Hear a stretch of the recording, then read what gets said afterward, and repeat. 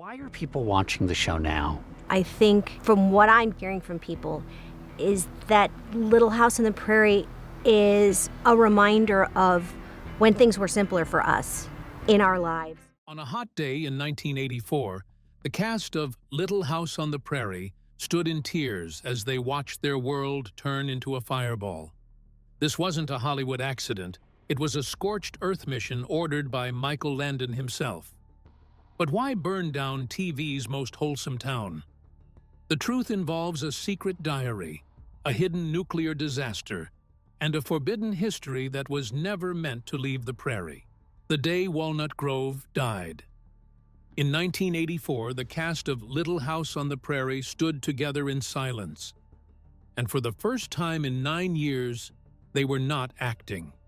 There were real tears, trembling hands, and a heaviness that felt nothing like a normal day on set. In front of them stood the church, the schoolhouse, and the small wooden homes that had become part of their lives. This time, those buildings were wired with real dynamite. When the explosion started, the ground shook. One by one, the familiar buildings of Walnut Grove went up in flames. And just like that, the safest and most comforting town on television disappeared in seconds. But here's the thing. This act was not a mistake nor an accident. It was a choice made by Michael Landon, the man behind the success of the show. Michael didn't just want the show to end. He wanted to make sure nobody else could ever move into his town. It was the ultimate. If I can't have it, nobody can move. And to the millions of fans watching at home, it was the most shocking ending they had ever seen, or at least expected. Now, Little House on the Prairie first aired in 1974, and almost immediately became the show on everyone's lips. We are talking about a show that was in almost every home in the United States at the time. Yeah, it was that good. The series followed the Ingalls family, who lived in a small wooden house way out in the countryside. Although they didn't have much money, they had each other, which made them rich in a different way. For viewers, Walnut Grove didn't feel like a TV show at all. It felt like a real place, a world they wished they could step into. Families didn't just watch it, they made time for it, sitting down together at the end of the day. As the episodes aired, people smiled during the happy moments, and when things got tough, they sat silently, waiting to see what would happen next. Before long, the Ingalls family stopped feeling like characters on a screen and started feeling like familiar faces you checked in on every week. Spanning 9 seasons and more than 200 episodes, the Ingalls became a part of the viewer's weekly routine. This was because every episode felt so real and relatable. And this was why fans can't get the iconic ending out of their minds, even if they tried. People wondered for years, why? Why would he go that far? Why destroy the whole town when he could have just ended the story quietly? On screen, the story blamed a greedy land developer for forcing the townspeople to destroy their own homes. Behind the scenes, the reason was simpler and much more personal. Michael Landon was fiercely protective of the show. He wanted to make sure there would be no spin-offs, no cheap continuations, and no future versions made without his approval. In his mind, Walnut Grove deserved a powerful ending, not a slow fade. And as the smoke cleared and the cast walked away, it became clear that this explosion was more than a finale. It was just the final act in a story filled with secrets that were never meant to leave the prairie. Behind all the warmth, life behind the scenes was not always as cheerful as portrayed. Just like most TV shows, a lot was happening behind the scenes that viewers were never meant to see. The cast worked long hours under the hot sun, often wearing heavy costumes in rough conditions. Scenes that looked simple and cheesy on screen were tiring and difficult to film. Actors were sometimes exhausted, frustrated, or emotional while the cameras were rolling, but the audience only saw the finished magic. Every smile, tear, and hug was carefully shaped to create the perfect image of Walnut Grove. And even after the set was gone, the story did not end there. Years later, questions began to surface about the land itself, about what the cast and crew may have been exposed to while filming. Illnesses, losses, patterns that were impossible to ignore. The fire ended Walnut Grove on screen, but the consequences followed many of them long after they left the prairie. What once looked like a peaceful home was built on control, sacrifice, and secrets that stayed hidden for years. And the day Walnut Grove burned was not just the end of a show. It was the moment the truth could no longer be kept quiet. The shadow over Simi Valley.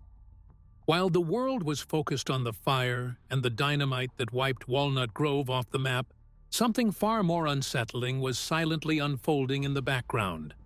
Because on television, Walnut Grove looked like paradise, but the truth about where they were actually filming tells an unsettling story. What makes it so haunting is that the truth only began to surface years after the cameras had stopped rolling. Little House was shot at Big Sky Ranch in Simi Valley, California. And while it looked like the middle of nowhere, it was actually sitting right next to a ticking time bomb of a secret.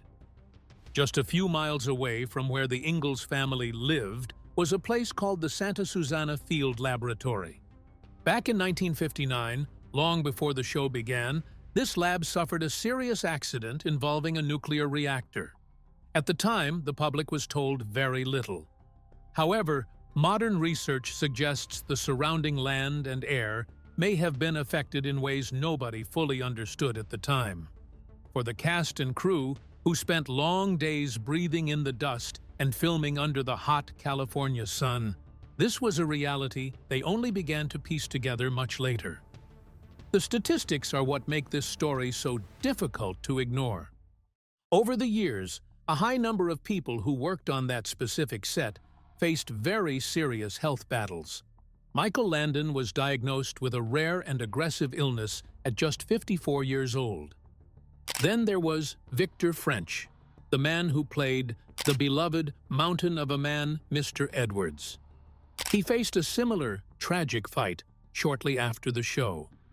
But it didn't end with just the actors. There have been reports and rumors for years that many of the crew members also fell ill with similar conditions. While it is impossible to prove a direct link after all these years, the Simi Valley mystery remains one of television's most talked-about tragedies. The cast loved that land. They ran through its grass and filmed under its sun, never imagining the environment itself might be a threat. It adds a heartbreaking layer to the iconic opening credits. Now, let's rewind for a moment and look at Michael Landon. Behind nearly every hidden truth on this show was one man guiding the story from the shadows. To understand what was buried, you first have to understand who Michael Landon really was and how much control he held over Walnut Grove, the king of the prairie and the silent mother. If you want to understand how Little House on the Prairie became a global phenomenon, you have to look at the man at the center of it all. Michael Landon wasn't just the star who played Charles Ingalls, he was the entire engine of the show. To the families watching at home, he was the ultimate father figure, calm, wise, and always ready with a life lesson. But behind the scenes, Michael was the undisputed boss of Walnut Grove, and he ran that town like a high-stakes empire. Michael wasn't just acting, he was the lead actor, the main writer, the director, and the executive producer. This meant that nearly every story, every scene, and every final decision had to pass through him. While he was incredibly talented, he was also a perfectionist who needed things done exactly his way. And sometimes that can be overwhelming for the cast. And because Michael held so much power, the show ran strictly by his rules. He worked long hours and expected everyone else to match his intense pace. His work hard, push harder attitude left very little room for mistakes. On hot filming days in California, crew members often saw him pacing the set with a cigarette and his famous blue mug. While most fans believed it was filled with coffee to keep him going, those behind the scenes knew the truth. There was often something much stronger inside. It was an open secret, kept quiet by those who wanted to stay in his good graces. However, this created an unsettling contrast. On screen, the show preached simple living and strong family values. But behind the scenes, the energy felt more like a high-pressure Hollywood office than a peaceful prairie town. Michael also cared deeply about his image. He often refused to wear a shirt in scenes to show off his strength, even when it made little sense for a farmer in the 70s. He even dyed his hair to hide any signs of aging, because he was determined to remain the youthful hero that audiences expected. He knew his face was the brand, and he protected that brand at all costs. However, being the king of the prairie meant that anyone who challenged Michael's vision usually found themselves in a very uncomfortable position. This leads us to one of the most famous silent wars in television history. Karen Grassel, who played the steady and kind Ma Ingalls, was the heart of the home. On screen, she and Michael had the perfect husband and wife chemistry. But off-screen, things were much colder. Around the mid-70s, as the show became a massive hit and started making millions for the network, Karen realized there was a huge gap between what she was being paid and what Michael was making. So she did something bold for the time. She stood her ground and asked for a raise. She wanted to be paid fairly for the success she was helping create. According to Karen, the moment she asked for more money, the devoted relationship she shared with Michael on screen vanished the moment the cameras stopped rolling. Michael reportedly took her request personally and stopped speaking to her whenever they weren't filming. Imagine the tension of having to film a scene where you're playing a loving, devoted couple, only to have your co-star turn his back and walk away in icy silence the second the camera stops rolling. They lived in this world of secret tension for years, and the audience never had a clue. However, Karen wasn't just fighting for a paycheck. She was fighting for the respect that her character represented. Eventually, she won her battle and stayed on the show, but it proved that standing up to the king came with a heavy price. This high-pressure atmosphere didn't just affect the adults, though. While the parents were fighting over contracts and secrets in blue mugs, the children of the prairie were dealing with their own version of a silent war, one that would pit the two most famous sisters in television history against each other for years to come. The Diary of the Real Laura. If the drama on the set was intense, it was nothing compared to the real history that Michael Landon was trying to hide. We all know the story of Little House as a series of books written by Laura Ingalls Wilder, but what most people don't realize is that the TV show was filtered. Long before the show became a hit, Laura wrote a memoir called Pioneer Girl. And honestly, this memoir wasn't a bedtime story for children. It was a raw, gritty, and sometimes brutal look at what it actually took to survive on the frontier. When researchers finally got their hands on her original notes and the forbidden versions of her stories, they found a world that Michael Landon was absolutely unwilling to show the public. On the show, we saw the family struggle with a bad harvest or maybe a leaky roof, but they always had that cozy wooden house with the glowing fireplace. However, in those versions, the harsh reality of the Ingalls family hit really hard. The Ingalls family faced levels of poverty that would have been too much for a 1970s audience to handle. There were years when they didn't have a house at all. In fact, they once lived in a dugout, which is basically a hole carved into the dirt bank of a river. Yeah, their situation was that bad. Imagine the perfect Ingalls family living in a dirt cave with bugs and damp walls, wearing rags, and wondering where their next meal was coming from. This was the reality Landon smoothed over to make the show feel like a warm hug. But the most heartbreaking truth that was scrubbed from the scripts involves a family member most fans don't even know existed. In real life, Laura had a baby brother named Freddie. He was the only son of Charles and Caroline, and he was the hope of the family. Sadly, Freddie passed away when he was only 9 months old. It was a tragedy that devastated the real Ingalls family and stayed with Laura for the rest of her life. So, when it came time to make the TV show, Michael Landon made a very specific choice to leave Freddie out entirely.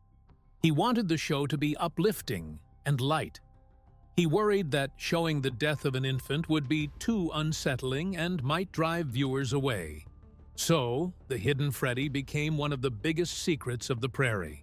The producers literally erased a human being from the family tree to keep the ratings high and the fans smiling. However, it wasn't just the family life that was filtered. The people the real Laura met on the frontier weren't all quirky and lovable neighbors like the ones in Walnut Grove. In her memoir, she describes people who were dangerous, desperate, and sometimes truly unstable. The frontier was a lawless place where survival often meant making choices that weren't very wholesome.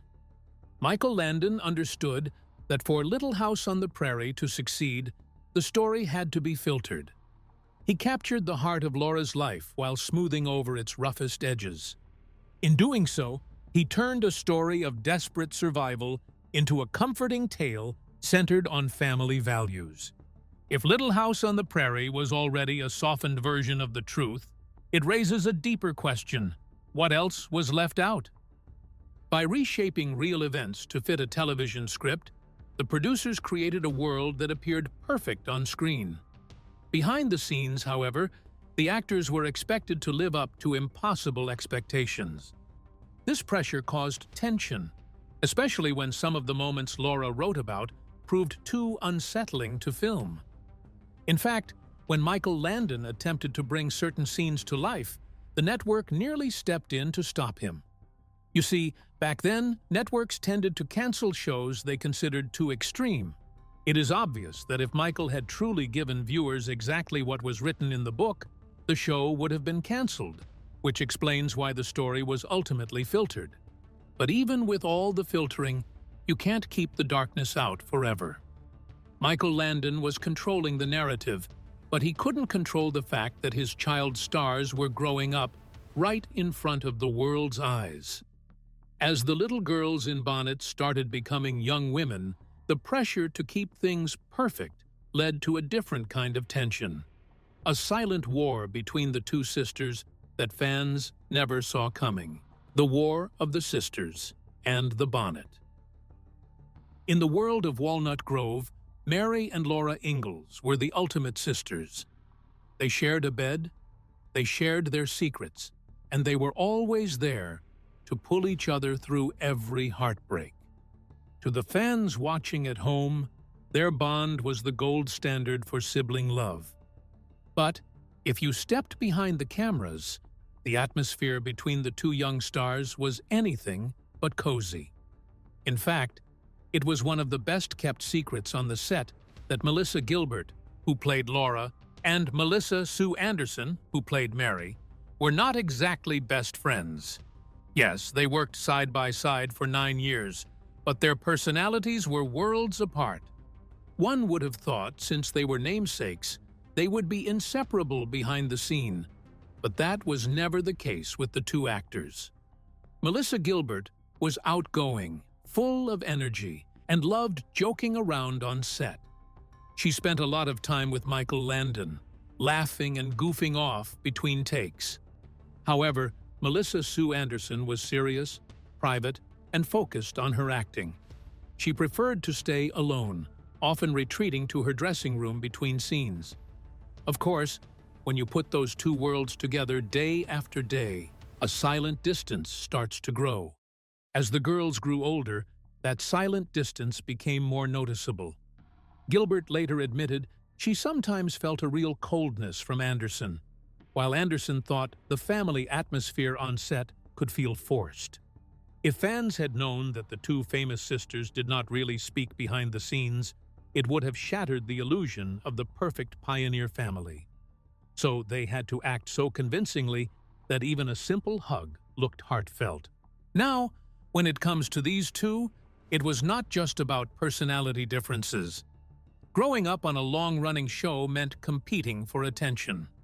Storylines shifted as the characters aged, and moments like Mary losing her sight were huge on screen. But behind the scenes, these storylines also changed who got the attention. Gilbert and Anderson both wanted to shine, and this subtle competition made every day on set feel tense. Now, there was no public fallout or drama between the two actresses. In fact, they later said they had mutual respect for each other. It was just a silent, human, and relatable tension between two very different kids learning their craft under the pressure of one of television's most beloved shows. In a way, this hidden strain made their performances even more believable. The smiles, the hand-holding, the comforting embraces, all of it looked real. But it was being played out by two young girls navigating fame, growing up, and the high expectations of Michael Landon and the crew. However, the most uncomfortable part of growing up on the prairie wasn't the rivalry. It was the way production tried to stop time itself. As Melissa Gilbert, who played Laura, entered her teenage years, the producers became obsessed with keeping her looking like half-pint. They knew the audience loved her as the little girl with the braids, and they were terrified that if she grew up too fast, the magic would disappear. To fight nature, the wardrobe department used some pretty uncomfortable tricks. Melissa Gilbert was forced to wear very tight, restrictive undergarments to hide her developing body. They kept her in short skirts and those famous bonnets long after she should have outgrown them, essentially trying to trap a teenager in a child's body. It was a strange, confusing way to grow up. At home, she was becoming a young woman, but at work, she was being physically bound to look like a 10-year-old. The breaking point came when it was time for Laura's first big romance with Almanzo Wilder. The fans thought it was a beautiful, magical milestone, but for Melissa Gilbert, it was a nightmare. She had to film her first on-screen kiss while the production was still treating her like a little girl. She later admitted in an interview years later that she was so nervous she felt physically sick. She was a kid being pushed into grown-up scenes by a crew that refused to let her grow up. These are the moments the audience never saw. The physical discomfort and the emotional strain of trying to stay frozen in time for the sake of a TV script.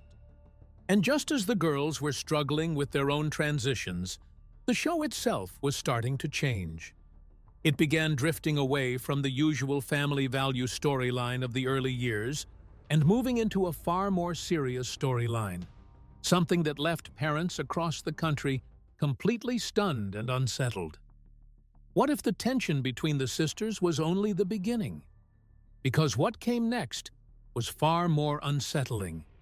A controversy that silently shook Walnut Grove and changed the show forever. The Sylvia scandal.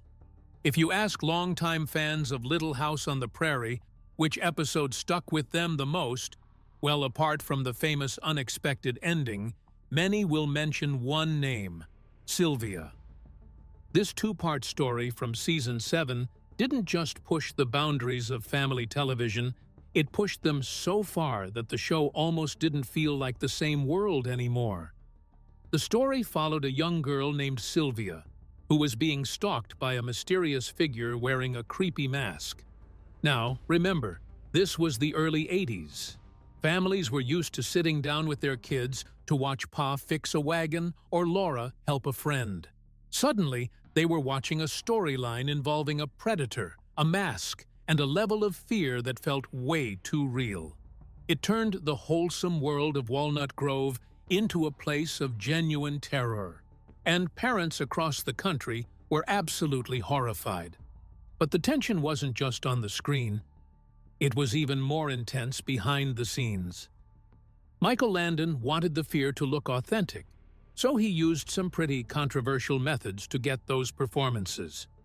Olivia Barash, the young actress who played Sylvia, has talked about how frightening the filming process actually was. Michael had a stuntman stay in that mask and move around the set in the shadows, even when the cameras weren't focused on him. He wanted the cast to feel like they were being watched.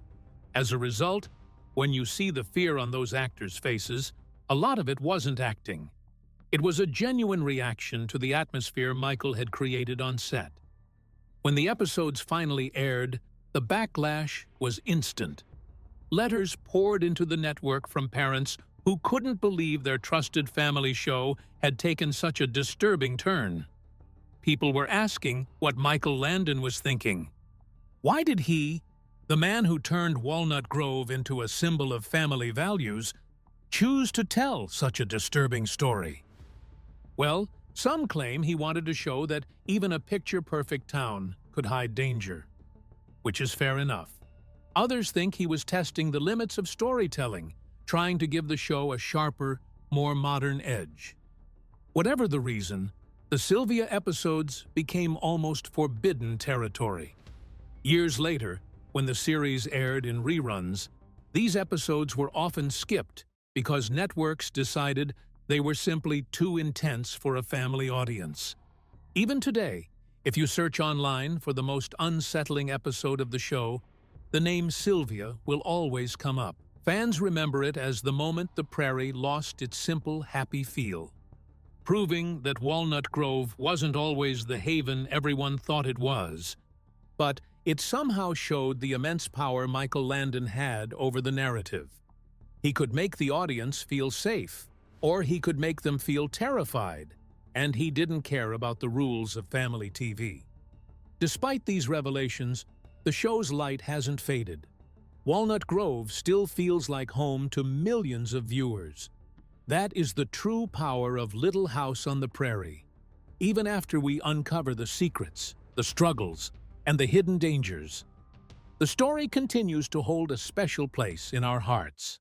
So, why is the show still the most famous home in America, despite the dynamite, the radiation, and the rivalries? The legacy of Little House. Today, Walnut Grove is no more. The buildings have been torn down, the grass has grown over the wagon paths, and many of the people who made the show a success are no longer with us. But when we look back at all the forbidden stories, the dynamite, Michael Landon's secret habits, the silent rivalry between the sisters, and even the shadow over the land, it's easy to see that the world we watched on screen was an illusion and somehow made the show human. The perfect life was created by people who were just as flawed, tired, and human as anyone else. But despite all the chaos, the show is more popular today than ever. It's still watched in over 100 countries, translated into dozens of languages, and shared by grandparents with their grandchildren. Just imagine a show made under impossible conditions, with actors hiding their struggles, still touching hearts around the world. Even with all the mess behind the cameras, the messages were real. The show taught us to stand up to bullies, to find courage in the middle of a storm, and that home isn't just a place. It's the people you love. The actors who lived through the Prairie often talk about the show with both sadness and love. The likes of Melissa Gilbert, Allison Arngrim, and Karen Grassel have spent years meeting fans, writing memoirs, sharing their stories, and keeping the memory of Walnut Grove alive. They speak highly of their time on the show and how it helped shape their lives. Interestingly, today, actors no longer hide the uncomfortable truths that happened behind the scenes. They embrace them because those struggles made their journey real. They showed that you can create something beautiful, even when the world behind the cameras is messy, complicated, and far from perfect. And in a generation where reboots and reimagining are everywhere, Little House remains untouched. Michael Landon made sure of that. He ended it on his own terms, leaving no room for anyone to dilute its meaning. And today, it's that honesty, that emotional truth, that keeps the show's legacy alive. It still teaches, still heals, and still resonates with every new generation that discovers Walnut Grove. As this video comes to an end, which of these behind-the-scenes secrets surprised you the most? Did you ever suspect that the perfect world of Walnut Grove was hiding so much drama? Or does knowing the truth make you want to go back and watch the Ingalls family all over again? Drop your thoughts in the comments below, and don't forget to like, subscribe, and share. If you enjoyed this video, click on the next video on your screen.